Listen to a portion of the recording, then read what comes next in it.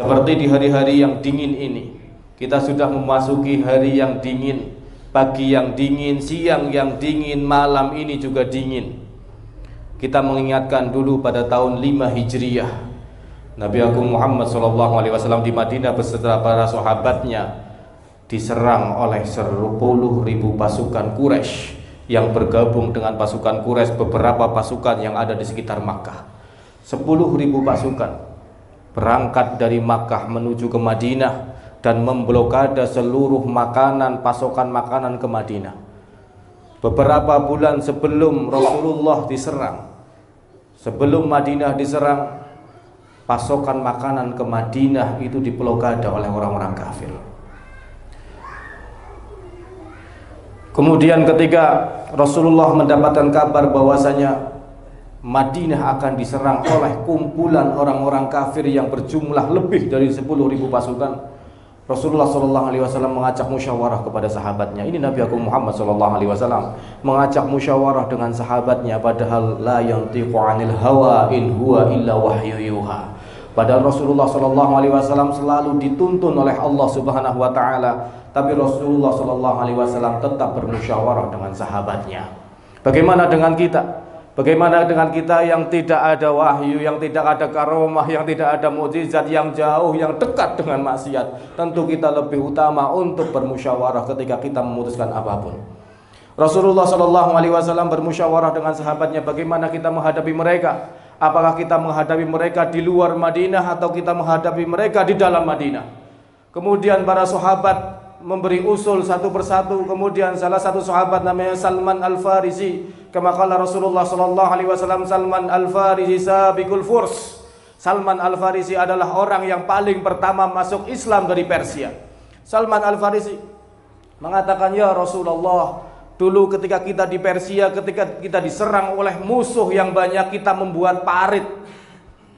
Kita membuat parit ya Rasulullah, yang disebut dengan Khandaq.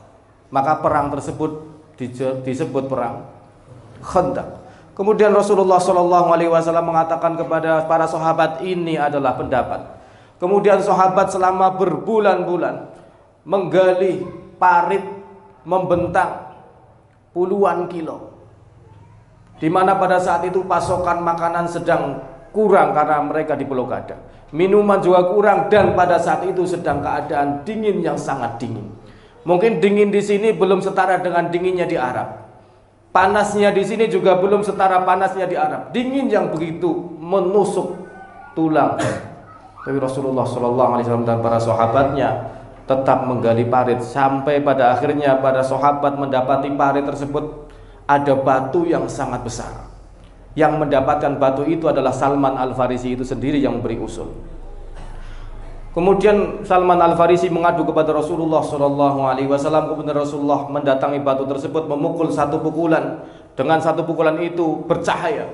Pukulan kedua bercahaya lagi. Pukulan ketiga bercahaya lagi. Di setiap pukulan Rasulullah SAW tersenyum. Kemudian ketika Rasulullah SAW naik dari parit, sahabat bertanya, ya Rasulullah, tadi engkau memukul batu dan batu itu bercahaya, dan setiap pukulan engkau tersenyum ya Rasulullah. Kemudian Rasulullah SAW menjawab, tidaklah saya memukul pukulan yang pertama kecuali saya melihat bahwasanya umat Islam akan menguasai Yaman, dan saya sudah diberi pintu-pintu, kunci pintu-pintu Yaman. Pukulan kedua saya tidak melihat kecuali umat Islam akan menguasai Persia, dan saya sudah diberi kunci-kunci pintu Persia. Dan pukulan ketiga, tidaklah umat Islam menguasai Romawi, dan saya sudah diberi kunci-kunci pintu Romawi, kata Rasulullah SAW. Kemudian Rasulullah SAW mengatakan, Salman minni wa ana min Salman.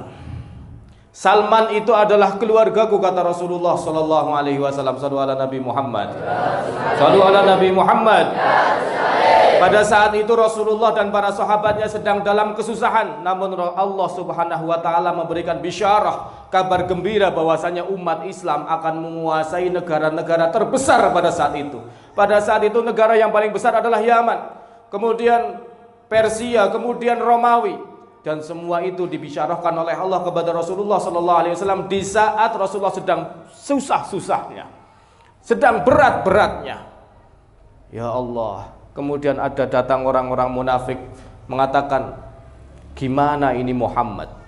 Sekarang saja mereka tidak aman untuk buang air besar, tapi Muhammad menjanjikan kepada kita bahwasanya kita akan menaklukkan raja-raja dunia. Muhammad itu terlalu lama tidur. Itu kata orang-orang munafik. Makanya kita dalam berdakwah di majelis ini tentunya kita harus mempunyai mimpi yang besar seperti mimpinya Nabi Agung Muhammad SAW.